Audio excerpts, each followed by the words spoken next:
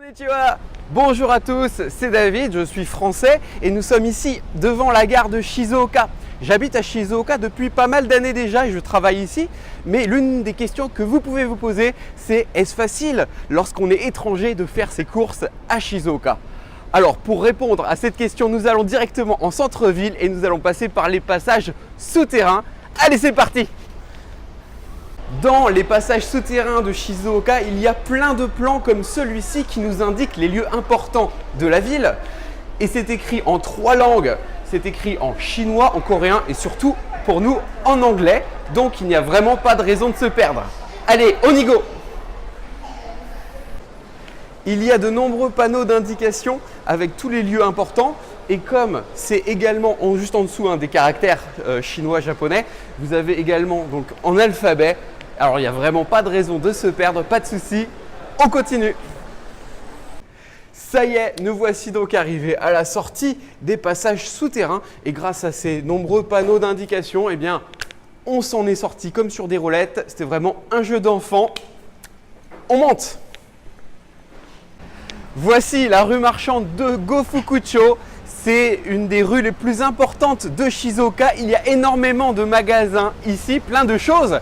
Donc on va découvrir tout ça. Vous savez peut-être que les couteaux japonais ont très bonne réputation. Alors nous voici justement devant un magasin de couteaux japonais, des couteaux traditionnels japonais. Mais je me demande, en cadeau, un couteau c'est quand même compliqué, ça ne doit pas passer la douane. Bon, on va aller poser des questions au monsieur parce qu'apparemment il parle un peu anglais. Il y a beaucoup d'indications écrites en anglais sur le devant du magasin. On va aller demander tout ça. Est-ce qu'on va pouvoir acheter des couteaux japonais? Je ne sais pas. C'est parti. Konnichiwa. Bonjour. David S. Enchanté. Monsieur Numata est le propriétaire de ce magasin. Donc on va lui poser pas mal de questions, mais en anglais. Allez, c'est parti. On va d'abord lui demander quel type de couteau, à quoi ils servent ces couteaux. What kind of knife do you have here?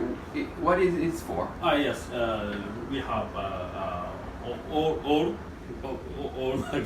these are for family. For family use? Yes, Okay, family use. all right. Family use only, all right? Yes. All right. And these are for professional. And on the top it's for professional, all right? It's longer for professional. Yes. Yes, very dangerous. It looks very dangerous. This is for raw fish. Je ne devrais pas les utiliser, ils ont l'air très dangereux là sur le haut. C'est pour les professionnels et en bas donc c'est pour l'usage domestique, les familles. Ils sont plus courts. Je veux savoir aussi qu'est-ce qu'ils coupent avec ça, qu'est-ce qu'ils vont couper.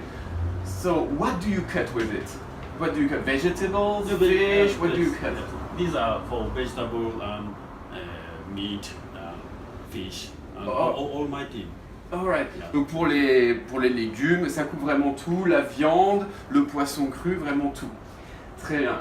Alright, thank you so much. I want to ask you another question, different question, okay? So, je voudrais savoir, est-ce que c'est possible d'avoir le tax-free, c'est-à-dire de ne pas payer la taxe? Puisque lorsqu'on est touriste au Japon, on n'est pas obligé, parfois, à certains moments, on n'est pas obligé de payer la taxe. Est-ce que c'est possible aussi de ne pas avoir à payer la taxe sur la consommation?